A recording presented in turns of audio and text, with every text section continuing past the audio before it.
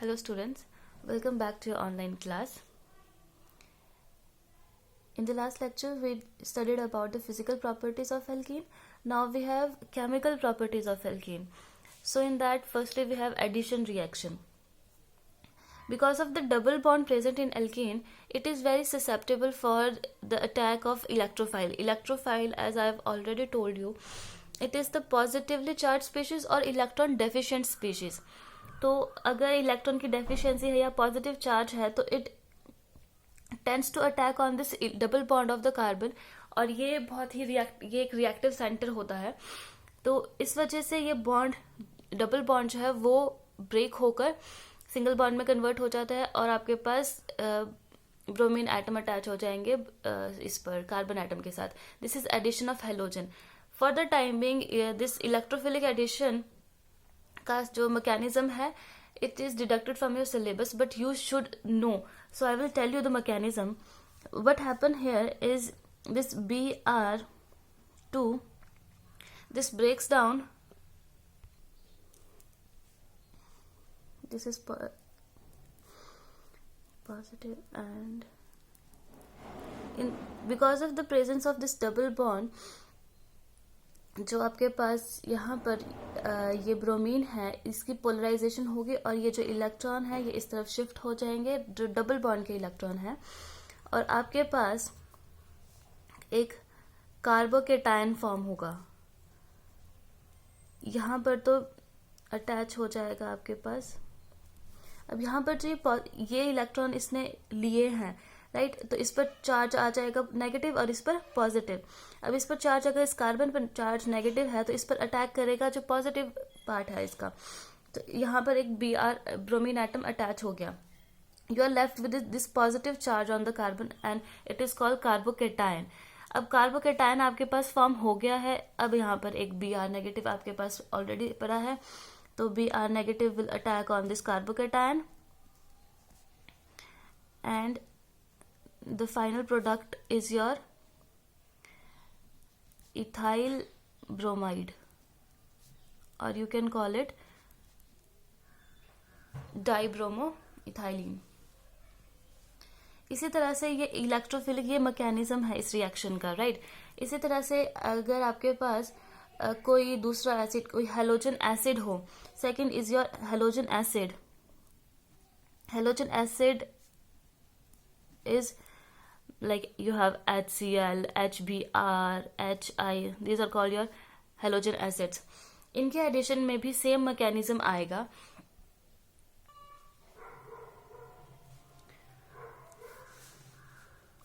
Halogen acids, इसके case में आपके पास डबल बॉन्ड पर सिमिलर तरीके से HX is your, it can be HCl, HBr, HI, anything. It will attack and single bond will be formed between the carbon, and hydrogen and oxygen, this halogen atom will be attached on both the carbons, involving the double bond. But for example we have this butene. Double bond के पास दोनों तरफ similar number of similar alkyl group attached है. इन दोनों carbon के साथ एक एक hydrogen attached है और एक मिथाइल ग्रुप. तो इसके केस में HBr का एडिशन होगा कि एक कार्बन के साथ H आ जाएगा और एक के साथ हाइड्रोजन एटम और दूसरे के साथ ब्रोमीन एटम आ जाएगा. बट नाउ इसके केस में अगर आप यहाँ इसकी नेमिंग करें तो ये 2 ब्रोमो ब्यूटेन होगा, और अगर ये ब्रोमीन अगर आप इस कार्बन पर भी अटैच करते तो भी ये 2 ब्रोमो ब्यूटेन ही होना था. बट इन द केस अगर आपके पास सिमेट्रिकल एल्कीन नहीं है, ये जैसे ये है unsymmetrical alkene. Unsymmetrical alkene, unsymmetrical alkene का मतलब जो कार्बन कार्बन डबल बॉन्ड है उसके साथ एक इस कार्बन के साथ एक हाइड्रोजन एटम है और दूसरा मिथाइल ग्रुप अटैच्ड है, लेकिन इसके साथ दो सिर्फ हाइड्रोजन एटम ही अटैच्ड है. तो ये अनसिमेट्रिक एल्कीन है. सिमिलर ग्रुप अटैच नहीं है उन कार्बन पर जो डबल बॉन्ड इंक्लूड कर रहे हैं.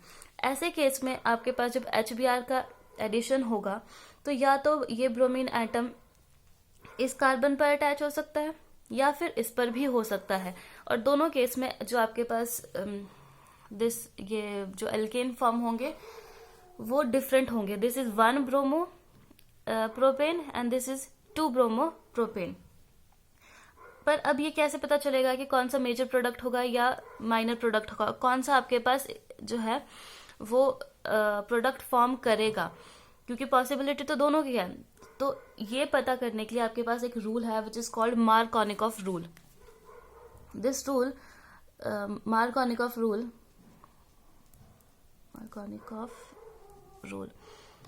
this rule is very useful to determine the major product in case of unsymmetrical alkenes. According to this rule, जो आपके पास नेगेटिव पार्ट होगा, नेगेटिव पार्ट यहाँ पर क्या होगा, B R negative, H positive होगा और B R negative. So negative part will be attached or joined with the carbon that carries smaller number of hydrogen atoms. तो जो नेगेटिव पार्ट है it will be attached to the carbon which has smaller number of hydrogen atoms. तो carbon atom जिसके साथ कम number of hydrogen atoms लगे हैं, तो इसके साथ एक ही लगा है, इसके साथ दो लगे हैं, कम वाला ये है. तो इसके साथ अगर हम ये नेगेटिव पार्ट अटैच करेंगे, यानी कि ये वाला जो आपके पास प्रोडक्ट है 2-ब्रोमोप्रोपाइल, ये आपके पास मेजर प्रोडक्ट फॉर्म होगा. मेजर प्रोडक्ट या फिर मेन प्रोडक्ट आपके पास ये फॉर्म होगा इसके केस में.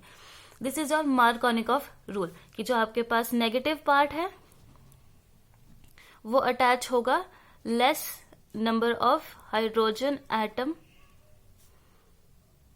कैरिंग कार्बन पर,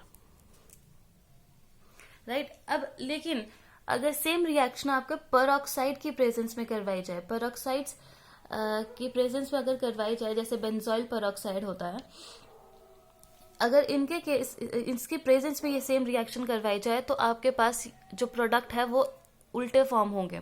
it is called anti Markovnikov rule. Anti Markovnikov rule. इसके केस में आपके पास अगर परऑक्साइड की प्रेजेंस है, इन प्रेजेंस ऑफ परऑक्साइड, ये जो आपके पास प्रोडक्ट्स फॉर्म होने थे वो उल्टे फॉर्म हो गए. यानी कि इसके केस में अब एंटी मार्कोनिकॉफ रूल के केस में जो प्रोडक्ट फॉर्म होंगे वो जो नेगेटिव पार्ट है वो जाएगा उस कार्बन पे जिसके पास ज्यादा नंबर ऑफ हाइड्रोजन एटम है, यानी कि ये मेजर प्रोडक्ट फॉर्म होगा आपके पास अगर आपके पास HBr का एडिशन करवा रहे हैं आप परऑक्साइड की प्रेजेंस में. सेम चलता है अगर आप कोई और हेलोजन एसिड भी ले. अब इसके लिए आपके पास ऐसा क्यों होता है कि अलग अलग ये फॉर्म होते हैं प्रोडक्ट्स, इसका मैकेनिज्म क्या है? सो हेयर्स योर मैकेनिज्म. अब आपके पास ये प्रोपाइलिन लिया हुआ है, अटैकिंग एजेंट आपके पास इलेक्ट्रोफाइल है जो कि H पॉजिटिव होगा. अब कोई भी आप अगर HBr ले रहे हैं तो Br तो आपके पास नेगेटिव होगा, पॉजिटिव पार्ट होगा H पॉजिटिव, तो इलेक्ट्रोफाइल पॉजिटिव होता है और इलेक्ट्रॉन डेफिशिएंट होता है. सो अटैकिंग रिएजेंट आपका इलेक्ट्रोफाइल H पॉजिटिव होगा. उसकी अगर ये बॉन्ड जो डबल बॉन्ड है ये इस कार्बन पर शिफ्ट हो जाए, राइट, इस कार्बन पर शिफ्ट हो जाएगा तो ये कार्बन आपका नेगेटिव हो जाएगा और ये नेगेटिव के साथ ही अटैच होगा आपका इलेक्ट्रोफाइल और इस कार्बन पर चार्ज आ जाएगा पॉजिटिव. तो here you have this carbocation will be formed और इस पर हाइड्रोजन अटैच हो गया तो ये CH3 की फॉर्म में आ गया. बट अगर यही डबल बॉन्ड इस कार्बन पर शिफ्ट हो जाए तो आपके पास इस कार्बन पर पॉजिटिव चार्ज होगा और इस कार्बन पर नेगेटिव चार्ज. अब इस पर नेगेटिव चार्ज है तो हाइड्रोजन एटम इसके साथ अटैच होगा और यहाँ CH2 और ये एक positive carbon charge carrying carbon है तो एक कार्बोकैटायन आपके पास ये फॉर्म हो गया. अब दोनों कार्बोकैटायन में से ये सेकेंडरी कार्बोकैटायन है और ये प्राइमरी कार्बोकैटायन. और आपको मैंने जब ये कार्बोकैटायन बताए थे तो मैंने आपको इनकी स्टेबिलिटी के बारे में भी बताया था और बताया था कि ज्यादा स्टेबल आपका कौन सा कार्बोकैटायन होता है. तो secondary carbocation is more stable, right. So आपके पास जो ज्यादा स्टेबल कार्बोकैटायन फॉर्म होगा उस पर ही जो है Br नेगेटिव, जो नेगेटिव पार्ट रह गया आपका वो अटैच होगा और आपके पास मेजर प्रोडक्ट 2-ब्रोमोप्रोपेन फॉर्म हो जाएगा. और यही आपका मार्कोनिकॉफ रूल के हिसाब से भी प्रोडक्ट फॉर्म होते हैं. बट इन केस आपके पास परऑक्साइड है, परऑक्साइड की प्रेजेंस में ऐसा क्यों नहीं होता? क्योंकि उसका मैकेनिज्म थोड़ा अलग है. आपके पास कोई परऑक्साइड है, suppose we have this benzoyl peroxide, benzyl peroxide के केस में क्या होता है कि आपके पास होमोलिटिक क्लीवेज होती है, ये बीच का bond, this bond will get homolytically cleaved, और आपके पास अगर और होमोलिटिक क्लीवेज के केस में फ्री रेडिकल्स फॉर्म होते हैं। अब आपके पास ये फ्री रेडिकल जो फॉर्म हुआ है, ये इसमें से भी ये बॉन्ड जो है दोबारा ब्रेक होगा और आपके पास बेंजाइल फ्री रेडिकल और कार्बन डाइऑक्साइड फॉर्म हो जाएगी। तो इस फ्री रेडिकल की वजह से आपके पास जो HBr है उसमें फिर होमोलिटिक क्लीवेज होगी, क्योंकि ये बहुत ही रिएक्टिव होते हैं जो फ्री रेडिकल होते हैं, और वो इस बॉन्ड को ब्रेक करके खुद स्टेबल होने के लिए वो हाइड्रोजन एटम को ले लेंगे। तो हाइड्रोजन ये C6H6 बेंजीन फॉर्म हो गया और आपके पास फिर से एक फ्री रेडिकल फॉर्म हो गया, that is your bromine free radical. अब ये bromine free radical again free radical form हुआ है, तो ये होमोलिटिक क्लीवेज करवाएगा। ये जो यहाँ पर डबल बॉन्ड था दोनों कार्बन के बीच में, वो होमोलिटिकली क्लीव हुआ है। तो यानी आपके पास जो पहले केस में कार्बोकेटाइन फॉर्म हुए थे, यहाँ पर कार्बोकेटाइन नहीं फॉर्म होंगे, यहाँ पर फ्री रेडिकल्स फॉर्म होंगे। तो एक आपके पास अगर ये बॉन्ड अगर जब क्लीव होगा तो आपके पास ये दो फ्री रेडिकल्स फॉर्म होंगे, एक सेकेंडरी फ्री रेडिकल और एक प्राइमरी फ्री रेडिकल। अब इन दोनों फ्री रेडिकल में से जो ज्यादा स्टेबल है वो होगा आपका secondary free radical is more stable. और सेकेंडरी फ्री रेडिकल के स्टेबल होने की वजह से जो आपके पास फाइनल प्रोडक्ट होंगे वो होगा ये वाला, जिसमें ब्रोमीन जो है वो उस कार्बन एटम पर अटैच हुआ जिसके पास ज्यादा हाइड्रोजन एटम वो थे initially. So next you have addition of water. Addition of water again आपके पास मार्कोनिकॉफ रूल के अकॉर्डिंग ही होगा एडिशन इसके केस में भी। यहाँ पर अगर आपके पास वाटर है, ये H पॉजिटिव जो आया किसी मिनरल एसिड की प्रेजेंस में होगी ये रिएक्शन। मिनरल एसिड मतलब जो कोई भी एसिड जो H पॉजिटिव आयन डोनेट कर सकता है। तो आपके पास जो डबल बॉन्ड है it will be reduce to the form of alcohol. आपके पास कोई भी एल्कीन है और कॉरेस्पॉन्डिंग एल्कोहल फॉर्म हो जाएंगे। इसका मैकेनिज्म समझते हैं। इसके केस में क्या होता है कि आपके पास जो वाटर मॉलिक्यूल है, वाटर मॉलिक्यूल के प्रेजेंस में आपके पास जो H पॉजिटिव आयन है ये H3O पॉजिटिव आयन के फॉर्म में कन्वर्ट हो जाएगा और ये एक इलेक्ट्रोफाइल के तौर पर काम करता है।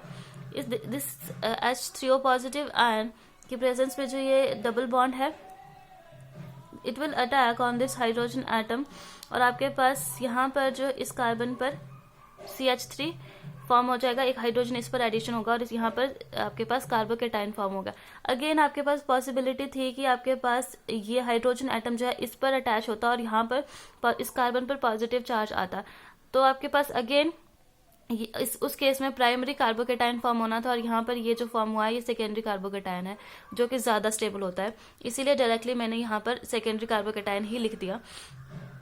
अब आपके पास जो वाटर है वो अटैक करेगा because of the presence of lone pair on oxygen, ये डोनेट कर देगा इस कार्बन को जिसके पास डेफिशिएंसी है इलेक्ट्रॉन्स की, and it will get attach to this carbon और ऑक्सीजन पर आ जाएगा क्योंकि इसने इलेक्ट्रॉन दिए हैं, इस पर पॉजिटिव चार्ज आ जाएगा। अब ऑक्सीजन से पॉजिटिव चार्ज को हटाने के लिए जो हाइड्रोजन है वो रिमूव हो जाएगा यहाँ से H पॉजिटिव की फॉर्म में, और जो H पॉजिटिव की फॉर्म में ये निकला है मतलब ये इलेक्ट्रॉन्स इसने ऑक्सीजन को इलेक्ट्रॉन्स दे दिए हैं और इस पर जो चार्ज था वो भी न्यूट्रलाइज हो गया है, और आपके पास जो कॉरेस्पॉन्डिंग अल्कोहल फॉर्म होना था वो है दिस प्रोपेन 2-ओल। ये एडिशन भी मार्कोनिकॉफ रूल के अकॉर्डिंग ही हुआ है, क्योंकि मार्कोनिकॉफ रूल क्या कहता है कि जो नेगेटिव पार्ट है, अब वाटर के केस में अब एडिशन हम वाटर का करा रहे हैं तो वाटर के केस में H पॉजिटिव और OH नेगेटिव फॉर्म होता है, तो जो नेगेटिव पार्ट है it will be attach to the carbon which carry less number of hydrogen atoms, तो इस पर नेगेटिव पार्ट अटैच होना था और वही हमारे पास प्रोडक्ट फॉर्म हुआ है। So again this is according to addition of Markovnikov rule. Next you have oxidation with potassium permanganate। Potassium permanganate यानी KMnO4। KMnO4 बहुत ही अच्छा ऑक्सीडाइजिंग एजेंट होता है और वो इसीलिए क्योंकि ये नेसेंट ऑक्सीजन देता है, इस ऑक्सीजन को कहा जाता है नेसेंट ऑक्सीजन। और इसके प्रेजेंस में अगर रिमेंबर अगर ये कोल्ड या एल्केलाइन KMnO4 आपने लिया है तो आपके पास हमेशा ग्लाइकॉल्स फॉर्म होंगे। 1,2 डायोल्स को कहा जाता है ग्लाइकोल्स। जब दो कॉरेस्पॉन्डिंग कार्बन एटम पर अल्कोहल वाला ग्रुप लगा हो, फंक्शनल ग्रुप, तो आपको उस कंपाउंड को कहा जाता है ग्लाइकॉल्स।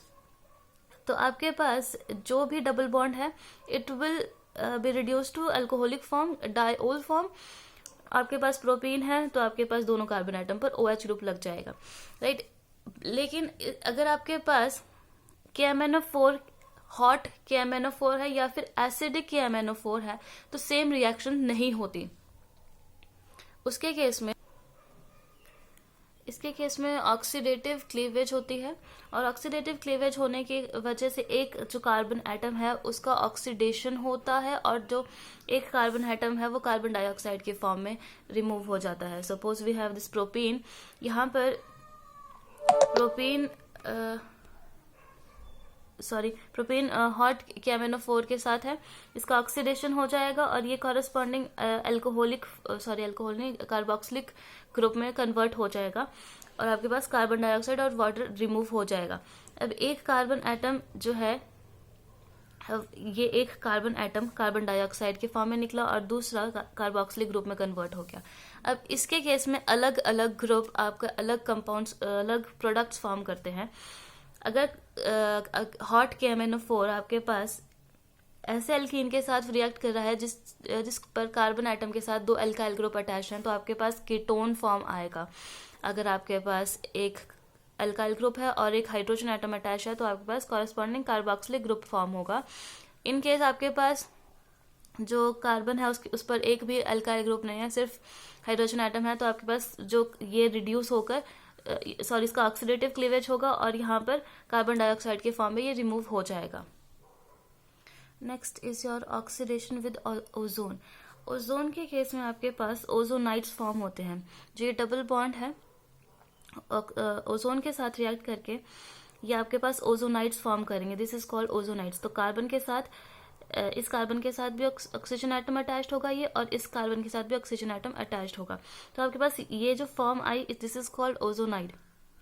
अब यहाँ पर बॉन्ड क्लीवेज होता है कुछ इस तरह से, राइट। ये जो बॉन्ड है ये बॉन्ड क्लीवेज होंगे, और जो ये ऑक्सीजन एटम रह गया ये वाटर के साथ कोई भी जो आप रिडक्शन करवाएंगे इस ओजोनाइड का जिंक के साथ और वाटर के साथ, तो जो वाटर के साथ ये पेरोक्साइड के फॉर्म में ये ऑक्सीजन निकल जाएगा and you are only left with this form.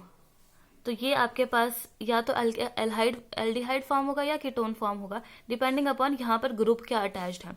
So suppose we have this propene के केस में आपके पास जो डबल बॉन्ड है इस डबल बॉन्ड पर ये ओजोनाइड फॉर्म होगा। ये कार्बन और ये कार्बन के बीच में ये ऑक्सीजन एटम के बॉन्ड फॉर्म हो जाएंगे और ये बॉन्ड ब्रेक होंगे कुछ ऐसे, जिंक और वाटर की प्रेजेंस में इसका रिडक्शन हो जाएगा। तो ये ऑक्सीजन आपके पास वाटर के साथ पेरोक्साइड H2O2 के फॉर्म में निकल जाएगा and you are only left with this compound CH3 CH और यहाँ पर डबल बॉन्ड O। ये अभी यहाँ पर सिंगल बॉन्ड नजर आ रहा है पर वैलेंसी पूरी करने के लिए डबल बॉन्ड फॉर्म कर लिया, क्योंकि ये बॉन्ड जब ब्रेक हुआ तो कार्बन को 4 बॉन्ड फॉर्म करने होते हैं अपने वैलेंसी पूरी करने के लिए। So it will form that 4th bond with this oxygen atom और आपके पास ये डबल बॉन्ड O फॉर्म हो जाएगा और ये फॉर्म होती है एल्डिहाइड की। यहाँ पर भी आपके पास ऐसे ही CH2 और डबल बॉन्ड O, तो आपके पास एक इथेनॉल और एक मीथेनॉल फॉर्म होगा।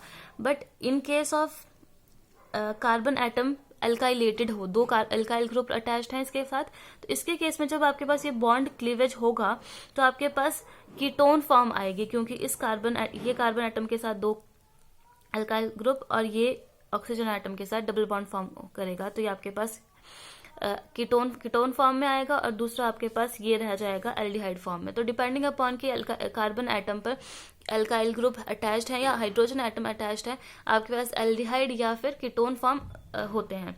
और इसी तरह से एक और इम्पॉर्टेंट रिएक्शन है आपके पास पॉलीमराइजेशन की। पॉलीमराइजेशन में एक ही यूनिट जो है वो बार बार कंबाइन करके लार्ज मॉलिक्यूल फॉर्म करते हैं। जैसे आपके पास पॉलीथीन होते हैं, तो इसकी पॉलीथीन की बेसिक यूनिट इथीन होता है आपके पास। ये इथीन ही जब आपके पास कंबाइन कंबाइन हो के बहुत large number of units ethene की कंबाइन करके हायर मॉलिक्यूलर मास वाले मॉलिक्यूल फॉर्म करते हैं, तो उसको कहते हैं पॉलीमराइजेशन। वैसे ही आपके पास पीवीसी का है, विनाइल क्लोराइड उसका बेसिक यूनिट होता है, पॉलीस्टाइरिन का स्टाइरिन आपके पास बेसिक यूनिट होता है। तो ये सेम ही बेसिक यूनिट कंबाइन करके आगे से आगे चेन फॉर्म करते हैं और हायर मॉलिक्यूल फॉर्म करते हैं, उसे कहा जाता है polymerisation. With this your chemical properties of alkene is over, and if you go through this, कुछ एक चीजें इसमें रह गई हैं जो मैंने आपके लिए छोड़ी हैं, so go through this topic. If you have any query you may ask.